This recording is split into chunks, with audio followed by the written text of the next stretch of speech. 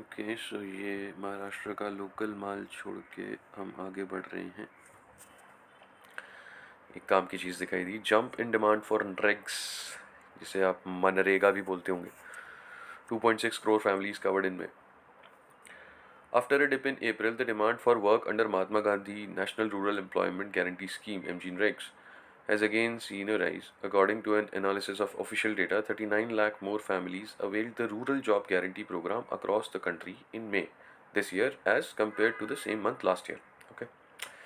The data obtained from the NREGA portal shows that 2.61 crore households worked under the scheme in May 2022, which is now 39 lakh or 17.39% higher than 2.22 crore in the corresponding month of last year. पहले 2.22 crore थे, इस बार 2.61 crores हो गए. Okay, which is in a way good or in a way bad. Before we read the further passage, we can say कि भाई लोग बाग काम कर रहे हैं, इच्छा जता रहे हैं, अच्छी बात है, लेकिन ये काम कर रहे हैं एम्प्लॉयमेंट के नाम पे, यहाँ वृद्धि हो रही है, ये मतलब चिंताजनक बात है. The number of households that availed the NREGs is lower than May 2020, when it sharply rose to 3.30 crore. Oh my god. हाँ तो और ही, क्योंकि सब कोविड के चक्कर में गाँव में थे और करने के लिए कुछ था नहीं, जहाँ से थोड़ा बहुत मिलता है पैसा वहीं पे जा कर के करो मेहनत मजदूरी. Return to their villages in wake of lockdown during the first wave of COVID-19. However, it is higher than the 2.10 crore figure recorded in May 2019 in the pre-pandemic times. Of course. तो मतलब सीधा सीधा जैसे आपको Covid का impact पूछा जाए ना कहीं पर, अब भी पूछ सकते हैं, यूपीएससी वाले पागल हैं, कभी भी कुछ भी पूछ लेते हैं, 5-5 साल पुरानी बातें पूछ लेते हैं. तो देयर इज़ अ चांस कि वापस से कभी पूछ लें कि भाई ऐसा कैसे, कि भाई क्या फ़र्क पड़ा है पेंडेमिक का दुनिया पे. तो ये भी बोल देना कि भाई एम्प्लॉयमेंट के नाम पे ये चल रहा था हमारे देश में. In April this year, 1.86 crore families availed the NREGs, which is 26 lakhs, फालतू की details, in all out of 33 states and UTs, for which comparable data is available. 21 states and UTs, Uttar Pradesh, Tamil Nadu, Rajasthan, Bihar, Kerala, Maharashtra, Karnataka, Nagaland, Himachal Pradesh, Uttarakhand, Assam, Gujarat, Telangana, Puducherry, Arunachal Pradesh, Mizoram, Sikkim, Ladakh, Goa, Andaman and Nicobar and Lakshadweep recorded a combined increase of 68 lakh in the number families availing the NREGs during May 2022 over the same month of last year. तब देखो ये number तो इतना कोई खास काम का है नहीं रटने का, और ये सब बात अपने आ गई समझ में. अब क्योंकि अपने इतने सारे स्टेट्स के नाम पढ़े ना, तो मेरे दिमाग में ऐसे एकदम से आइडिया है. आप एक काम करो, फटाफट किताब निकालो या कोई गूगल से सोर्स करो और 1950 राइट फ्रॉम 1956 ऑनवर्ड्स हमारे यहाँ पर जो स्टेट्स का रीऑर्गेनाइजेशन हुआ है उसका एक बार ऑर्डर रट लो. सबसे पहले ये आंध्र प्रदेश, उसके बाद में आई केरला, और इस तरह से जो है फटाफट फटाफट.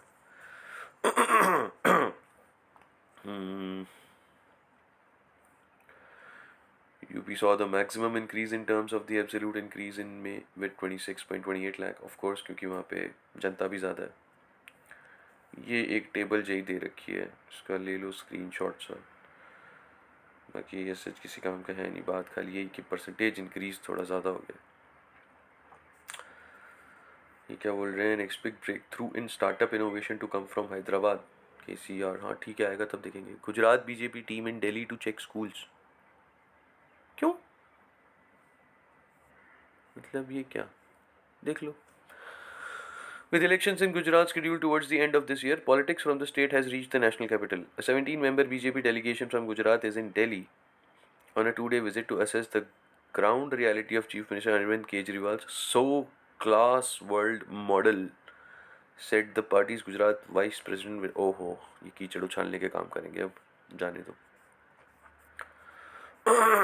गुलाबी मीनाकारी ब्रूच to Ittar bottles. PM's gift to G7 leaders a slice of Indian crafts. देख लो यार फटाफट, आर्ट एंड कल्चर में से आ जाता है कुछ भी. During the G7 meet in Germany, Prime Minister Narendra Modi gifted a गुलाबी मीनाकारी ब्रूच.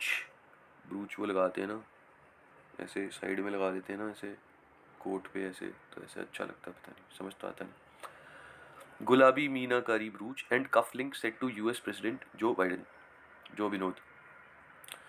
The cufflinks were specially prepared for the president with a matching brooch for the first lady. ठीक है. The Prime Minister had taken along a plethora of such artistic gifts for each of the G7 leaders. गुलाबी मीनाकारी is a GI tagged art from ये हुई ना बात काम की. मीनाकारी वाराणसी. ठीक है, गुलाबी मीनाकारी is from Varanasi. A piece of pure silver is molded into a base form and the chosen design is embossed in the metal. ठीक है. While pieces of black pottery from Nizamabad were gifted to Japanese PM Kishida Fumio. अब ये ध्यान रख लेना भाई, कहीं से पूछ ले ब्लैक पॉटरी, तो भाई ब्लैक पॉटरी तो ऐसे आप थोड़ा बहुत पढ़ के बैठे हो एंशियंट वगैरह तो आपको हर जगह मिल जाएगी, पता नहीं कहाँ कहाँ, लेकिन ये निजामाबाद की है, ये ध्यान रख लेना. PM Kishida Fumio, Nandi themed Dokra Kumar Chhattisgarh. Yes, I remember. Piece sourced from Chhattisgarh was presented to Argentinian President Alberto Fernandez and a hand-painted tea set from Uttar Pradesh Bulandshahr. बताओ, चाय दुनिया में सबसे ज़्यादा कहाँ पी जाएगी? सबसे ज़्यादा पॉपुलेशन कहाँ है हमारे देश में? उत्तर प्रदेश है ना. चाय के बिना बात ही नहीं करते वो लोग, कुल्ला चाय से करते हैं. Bulandshahr was meant for British Prime Minister Boris Johnson. अब चाय देंगे किसको? टी सेट किसको देंगे, सोचिए ना आप. The gift celebrated India's diversity. What made the choice significant was that these were not particularly expensive items, but a celebration of the craft traditions of India, said a source privy to the selection. Wow. Wow, Modi ji, wow. Other leaders of the powerful grouping also got personalized and hand-picked presents. French President Emmanuel Macron got a selection of Ittar bottles from, जिसको जो होता है ना उसको वही दिया है. French को इनको परफ्यूम दे के आए हैं ये. ब्रिटिश जिन्होंने चाय बनाई उनको चाय दे के आए हैं ये. सही है. Got a selection of ittar bottles from UP's Kannauj that were packed in a custom made Zardozi box. Italian Prime Minister Mario Draghi was gifted a marble inlay table top that had its origins in Agra, while Senegal President Macky Sall was presented a range of moonj baskets and cotton duries that were sourced from Prayag. मतलब literally देखो, Italian finish करके अपन नहीं बोलते, tiles की होती है, उसको marble की टेबल थे. क्या है? सही सही. A handmade knotted silk carpet from Kashmir was gifted to Canadian PM Justin Trudeau. उसका कोई लॉजिक नहीं बैठ रहा. ठीक है, बनाते होंगे कारपेट कहीं. While German Chancellor Olaf Scholz was presented a metal marodi carving matka from मटका, इसको मटका दे दिया. गुड गुड, चलो बढ़िया है. Behind the selection. मटका कहाँ से था वैसे? Moradabad. Okay. Behind the selection, there was also, ऐसे लगा लो नया डिमोनिक, मटका, मुरादाबाद, मुराद, जैसे मेरे जैसे कमीने आदमी की अगर मुराद पूरी होनी चाहिए, पैसे पैसे कहाँ से मिल सकते हैं? मटका खेलते थे ना, मटका कहीं पे देखा होगा मूवी में, कहीं बॉम्बे में मटका खेलते हैं, वो उससे पैसे आ जाते हैं शायद. तो ये मटका मुरादाबाद से आया था मुराद पूरी करने. Was also an effort to find common links and celebrate shared traditions. For instance, to celebrate the shared Ramayana links between India and Indonesia, the PM gifted a lacquerware Ram Darbar to Indonesian President Joko Widodo. Ram Darbar, lacquerware तो होता होगा यार, देख लेना भाइयों. The GI tag lacquerware art form has its roots in the temple town of the Varanasi. ये भी. It is believed that the Indonesian version of Ramayana, known as Kakawin Ramayana, was written during the Midang Kingdom in Central Java. देख लेना भाई, रामायण कौन सी country के अंदर celebrate किया जाता है एज अ कल्चरल सिंबल? तो Indonesia. As such, it's a Muslim country, it seems. It's an Islamic country. But you know, the culture is such that, wow, fusion. Similarly, marble inlay has its origins in opus sectile, a form of pietra dura popularized in the ancient and medieval Roman world, where materials were cut and inlaid into walls and floors to make a picture or pattern.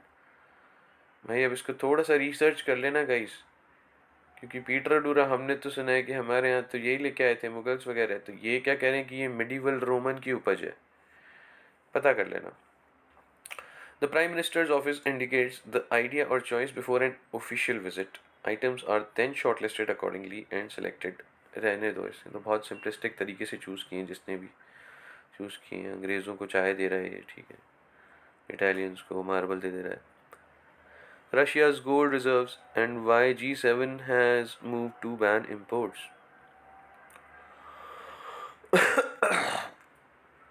Excuse me. Okay, यूँ तो हमने दिमाग लगाया था कल थोड़ा थोड़ा, लेकिन फिर अब आया है तो पढ़ लेते हैं. Speakers powers in a rebellion. फटाफट फटाफट.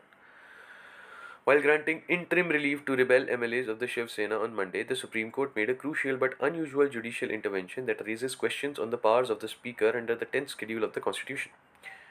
10th schedule यानी defection वाला. The Speaker's powers under the 10th schedule have been previously upheld by the Supreme Court itself. The court has allowed judicial review only once the Speaker has made a decision and has ruled out interference with the process. ठीक है. The question of when a floor test will be held in the Maharashtra Assembly, meanwhile, remains unclear. BJP leader Devendra Fadnavis met Governor Bhagat Singh Koshyari late on Tuesday. What does the interim order say? The interim order grants more time to the rebel MLAs until July 11 to reply to the disqualification notice served on them. It seeks affidavits from them and also a counter affidavit from the deputy speaker on his removal as demanded by the rebels. अच्छा, interim order ने ये भी कहा है कि भाई चलो तुम लोगों तो अपना दो ही दो, डिप्टी स्पीकर को भी एफिडेविट देनी चाहिए कि भाई why shouldn't I be removed. अभी तक का ये केस था, जैसा कि ऊपर वाले पैराग्राफ में बताया गया, कि कोई इंटरवीन नहीं कर सकता है, only after he is given a decision, deputy speaker, उसके बाद ही judicial review can take place. उससे पहले कोई कुछ नहीं कह सकता. In granting more time, the Supreme Court has essentially delayed the disqualification proceedings, which would have a direct impact on a trust vote in the assembly whenever it takes place. Correct? Excuse me. The issue of considering the removal of the deputy speaker himself is more complex and raises questions on the sanctity of the 10th schedule. What does the 10th schedule say? The 10th schedule, or the anti-defection law introduced in 1985, gives the Speaker of the House the power to disqualify legislators who defect from the party. In the landmark case Kihoto Holohan versus Zahiliu in 1992, the Supreme Court upheld the power vested in the Speaker and said that only final order of the Speaker will be subject to the judicial review. Courts have refrained from interfering with the process itself. However, a 2016 ruling of a constitution bench of the Supreme Court has shifted the balance on the powers of the Speaker. In the landmark Nabam Rebia versus Bimang Felix case concerning a constitutional crisis in Arunachal Pradesh, then a 5-judge bench of the Supreme Court limited the Speaker's powers. अब लिख सकते हो यार आप एक छोटी सी line की. It was under a constitutional crisis in Arunachal Pradesh when in Nabam Rebia case the Supreme Court, the Honorable Supreme Court of India, put a limit on the powers of the speakers to disqualify the members. What was the Nabam Rebia ruling? अब इसको लिखने की या रटने की जरूरत नहीं है, इसके अंदर तो खाली समझने की जरूरत है कि भाई हुआ क्या होगा. लाइन इतनी सी लिखनी है वहाँ पे. While the larger legal issue in the Nabam Rebia ruling was on the contours of the powers and limitations of the governor, the issue of anti-defection also came up. On that point, the Supreme Court held that it is constitutionally impermissible for a speaker to proceed with disqualification proceedings if a no confidence motion against him is pending. Okay, ये बात इन्होंने वहाँ पे कह दी थी कि अगर उसके खुद के खिलाफ कोई डिस्क्वालिफिकेशन की प्ली आ रखी है तो he cannot decide upon disqualification of others, which is naturally justifiable. The action of the Speaker in continuing with one or more disqualification petitions under the 10th schedule, whilst a notice of resolution for his own removal from the office of Speaker is pending, would appear to be unfair. If a Speaker truly and rightfully enjoys support of the majority of the MLAs, there would be no difficulty whatsoever to demonstrate the confidence which the members of the state legislature repose in him, the Supreme Court ruled. This ruling gave a window to defecting legislators to stall or circumvent the 10th schedule by seeking removal of the speaker when disqualification proceedings are anticipated. हाँ, मतलब ये सही है ना, एक चुपचाप से secret covert तरीके से एक मेल हमेशा डाल के ही रखो स्पीकर पे. भगवान ना करेगा अगर आपके डिस्क्वालिफिकेशन का सवाल उठ जाए तो बता दो हमने तो पहले ही इसको डिस्क्वालीफाई करने की सोच ली थी. Effectively tying the hands of the speaker. Have legislators used this legal route? Yes. Since 2016, this legal route has been a familiar playbook for legislators cutting across states and political affiliations. In 2016, rebel MLAs of the Congress, including Vijay Bahuguna, sought removal of Uttarakhand Assembly Speaker Govind Singh Kunjwal after shifting ranks to the BJP to stall anti-defection proceedings. पहली बार तो हो नहीं रहा है मतलब. ठीक है. In 2018, AIADMK legislator S. Karuna sent a notice to the Tamil Nadu Legislative Assembly Secretary K. Srinivasan. ठीक है, ठीक है, ठीक है. How can the speaker be removed? Good question. फटाफट देखो. Under Article 179 of the Constitution, a speaker can be removed by a resolution of the Assembly passed by a majority of all the then members of the Assembly. An effective majority 50%, but that 50% must be, पता नहीं है. नहीं नहीं नहीं नहीं नहीं 50% of total membership minus absent, vacant या फिर ऐसे देख लेना एक बार फटाफट. Effective majority. The process begins with the notice of at least 14 दिन, 14 डेज का नोटिस इनको देना पड़ेगा. In the 2016 Nabam Revia ruling, the Supreme Court interpreted Article 179, specifically the term all the then members of the Assembly, to mean the composition of the House at the date time of giving the notice for the removal of the Speaker. अच्छा, जिस time पे दिया था आपने removal के लिए, उस दिन क्या इफेक्टिव मेजॉरिटी थी वो यूज़ करनी होगी. This interpretation would mean that the composition of the Assembly cannot be changed from the date of issuing of a notice of the removal of the Speaker, and therefore the Speaker cannot make any decisions under the 10th schedule to change the composition of the House until the question of his removal is settled. Oh, what a logic! Great! कि भाई मान लीजिए आपने अगर speaker deputy speaker को remove करना है तो आप एक सर्टेन नोटिस पास करेंगे, मतलब रेजोल्यूशन मोशन मूव करेंगे सर एक पर्टिकुलर डे पे कि हमने आपको रिमूव करना है. अब उस दिन 5 भाई थे मान लो असेंबली में, ABCDE. अब मान लो स्पीकर को ऐसा लगे अपना पॉलिटिकल उल्लू सीधा करने के लिए कि भाई ये दो को निकाल देता हूँ तो फिर ये नोटिस कभी पास, ये रेजोल्यूशन कभी पास हो ही नहीं पाएगा. तो he can not be like आज तो ABCDE हैं, लेकिन जिस टाइम पे इस चीज़ पे डिसीजन लिया जा रहा है, फाइनल रिमूवल की बात हो रही है, उस दिन B और D को हटा दिया, खाली ACE रह गए. ऐसे नहीं हो सकता. Great logic, great logic. ऐसे ना, ऐसे पढ़ा करो यार, मज़ा आता है. During the hearing on the Maharashtra situation, senior advocate Neeraj Kishan Kaul, appearing for the rebel Shiv Sena MLAs, referred to the 2016 Rambam Ripia ruling to argue that the deputy speaker of an assembly cannot decide on disqualification of MLAs while a motion for his or her removal is pending. Okay. What were the reasons for the Supreme Court's 2016 decision? The Supreme Court's reasoning in barring the Speaker from acting under the 10th schedule when a notice for his own removal is pending is to ensure that the Speaker who disqualifies legislators must enjoy the confidence of the Assembly. अभी सारा छोटा सा pre में भी आ सकता है क्योंकि supreme court ने ये भाषा इस्तेमाल करी है और ये अखबार में आ गया है. हैं तो यूजुअली आप क्या बोलते हो, चीफ मिनिस्टर वेदर और द गवर्नमेंट एंजॉयज दी क्या कहते हैं इसे, अरे enjoys the confidence of the assembly. तो ऐसे एक स्टेटमेंट में आ जाएगा कि supreme court mandated that a speaker to take an action must enjoy the confidence of the assembly. अब अगर आपने ये लाइन यहाँ नहीं पढ़ी है या फिर वो डिसीजन नहीं पढ़ा है तो आप बोलोगे नहीं ये तो हो ही नहीं सकता, चीफ मिनिस्टर गवर्नमेंट की बात होती थी, स्पीकर के ऊपर क्या है, वो तो बाप है सबका. That's how. After all, disposal of the motion under Article 179C would take no time at all. As soon as the motion is moved on the floor of the House, the decision thereon will emerge forthwith. Why would a speaker who is confident of his majority fear a floor test? Satyavachan. After his position as speaker is affirmed, he would assuredly and with conviction deal with the disqualification petitions under the 10th schedule. And why should a speaker who is not confident of facing a motion for his removal have the right to adjudicate upon his disqualification petitions under the 10th schedule? The Supreme Court had said in Nabam Rebia. Must. This interpretation would mean defection is followed by an immediate floor test and not proceedings of the 10th schedule. A floor test is the ultimate step in ascertaining majority in the House. But legal experts have criticized that 2016 interpretation, saying it would not lead to ascertaining real majority that is determined after punishing. हाँ तुम कहते रहो, जय Bhavani. Alright sir, next part में करेंगे आगे का।